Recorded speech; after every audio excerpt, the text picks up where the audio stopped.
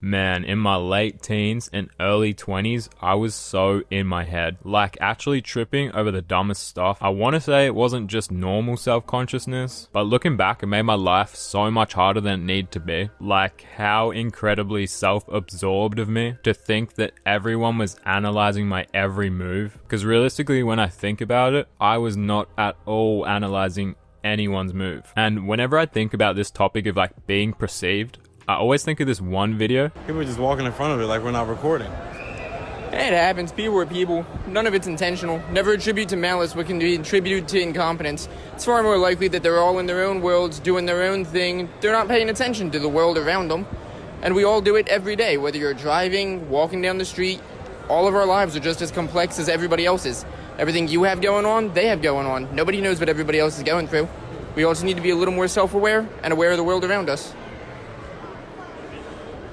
And the older I get, the more I agree with bro. Like, he is so right. It's like, man, back then, I genuinely thought that everyone was clocking my every move. Like, I'm talking how I looked to how I talked, damn near down to how I smelled. Like, I'd walk into a room and immediately feel like I was on some kind of stage. Almost like I had to perform to be normal and chill, so no one would think that I'm weird or just perceive me in general. And the craziest part is most people actually liked me, but regardless of that, my brain would still be like, no, they just feel bad for you, which is a terrible mindset to have. And like, I don't know why I thought like that. Looking back now, I know for a fact that that was not real and it was all in my head. But at the time, it controlled damn near everything I did. And I really let it stop me from just living in the moment, which sucks because, you know, people say they're your golden years from the late teens to early 20s. But like, yeah, man, it stopped me from saying things I wanted to say. It stopped me from going places I wanted to be. And like, it literally locked me in my own head while like life just kept passing by me. And I just see these people around me that don't have the same thoughts that I do, that are just succeeding in all areas of life, whether that be work, social, creative, all that sort of stuff. And more than ever, man, now that I'm in my unk era, looking back at that time, I was so wrong. I was tripping hardcore. Like, I don't know if everyone goes through this, but I just had this weird fear of just being noticed and perceived. Not even in a bad way, like just at all, full stop, being noticed. Like, I didn't want to stand out in any capacity. Even something as simple as ordering food or even eating food in front of people, I would probably overthink. I'd avoid certain places and areas just in case I ran into someone that I vaguely knew. Like when you graduate high school and you know one of the homies is like working at a particular store, so you just sort of avoid it because then I'd sort of have to do that small, awkward talk where both people clearly don't want to be there. And what really sucks is like the more I got in my own head, the more awkward I was and the more that my fears in my head kind of came true. Like I'd start acting like a weirdo because I was scared of acting like a weirdo. You know, when like you're super drunk or some shit and your homie's like, bro, act sober, and you think in your mind that you're playing off being sober so well, but from the outside in, everyone can see that you're absolutely smashed. I feel like that's sort of what this felt like. And to be honest, looking back, my insecurities held me back in ways I didn't even realize at the time. But you know, that's just what it is. You never really see stuff when you're in it, but it's easy to see when you're out of it. Like, it's only when you get older and look back, you start to realize how much it affected you. Like, I missed out on so much fun. There was so many nights where my homies would go out and I'd just say, nah, I'm cool, because I was either worried about how I looked, what I was going to say, what I was going to do, whether they were inviting me for pity or something like that. I had the opportunities to make those memories, those teenage memories, like have fun and just literally live, but instead I let my brain talk me out of it. And this wasn't necessarily like crippling, like don't get me wrong, I definitely still had spaces where I was comfortable, and more often than not, I probably would enjoy myself and be less out of my head. But looking back, if I see the percentage, like 50% in my head, 50% enjoying the moment, I just wish I was 100% in the moment. And like, my memory is fried, but I assume that it stopped me from taking so much risks, like putting myself out there, whether that be jobs or like anything like that. And it's so crazy, like looking back now, like I don't even know what I was scared of, you know, like failing, embarrassment. Like, bro, I wish I could just talk to my younger self and literally tell him and shake him like no one gives a fuck. No one out here is counting how many times you blink. No one's out here looking at how you eat food, wondering if you're using a fork right. Yeah, man, it was just this fear of judgment from like friends, even family. But to be honest, I sort of had good reason to fear for judgment of my family, but I'm not going to get into that one. That's for another video. Like, I don't know when it was, but at some point I just got tired, kind of like mentally exhausted from caring so much. It definitely wasn't an overnight thing, but I slowly started to realize like how much I was complicating my own life, especially of the shit that I can't change. And sometimes now when I catch myself over analyzing something, I almost have to have like a 10-second conversation in my head, just reminding myself that it really is not that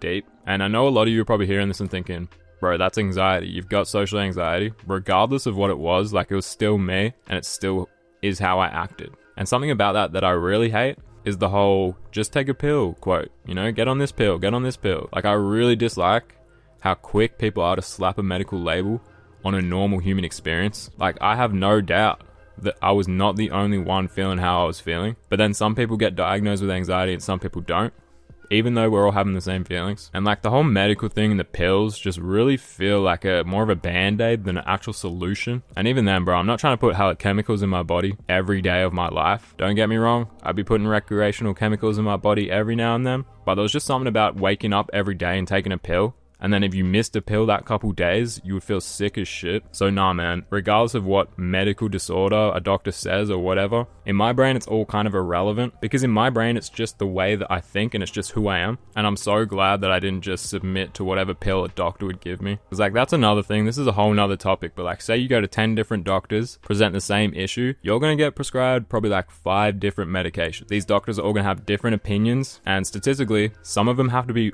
way worse for you than doing nothing at all. And like, I 100% get the medication helps some people, but I truly think for me the issue is not a chemical imbalance. I think it is just the way that I think, and I feel like I've had to train myself out of caring so much. And I don't know, that's a cool feeling that I got myself out of my own head instead of some random pill that's just sort of band-aiding the issue. Like, I actually had to confront my own thoughts instead of numbing them. And yeah, it took a couple years, but eventually I got to a place where I genuinely do not give a about the things that used to eat me up alive. And I just think about younger me and I sort of get sad for how he felt. Like, I wish I could almost just tell him like, bro, you're strong, you got this. But yeah, man, if like one person can relate to this or find some sort of help out of this, I'm super happy. And like, I really want to remind the people that are just scared of being like perceived or just in your head so much that you can get out of it. You really, really, really can. It's a lot of dedication. It's a lot of mental like restraint, I guess you could say, but I have faith. And of course, the medical option is always there. Just be 100% sure that's what you want to do, and make sure you know the repercussions of whatever you're taking. Like, at the end of the day, I really wish I had this same mindset that I have now back then, but like, I can never do that. So I just have to be thankful I am mentally where I am now. Because like, the truth is, man, I was never being judged as hard as I thought I was. And to be honest, even if I was, why the would I care? Like, I probably got judged today at work. Am I gonna plot on it? No, not at all. And like, don't let your insecurities close doors for you. Like, I'll genuinely never know what I missed out on because I let my own thoughts get in the way of pretty much everything I did. But yeah, man, I've just trained my brain so much, even just with this YouTube channel. I used to be so scared to talk on a mic. Like, I would rarely do it, and now I'm uploading videos every second day and streaming pretty much every day. But yeah, I could go on this forever. As always, I appreciate everyone watching the video, especially if you're this far in. All my links are down below.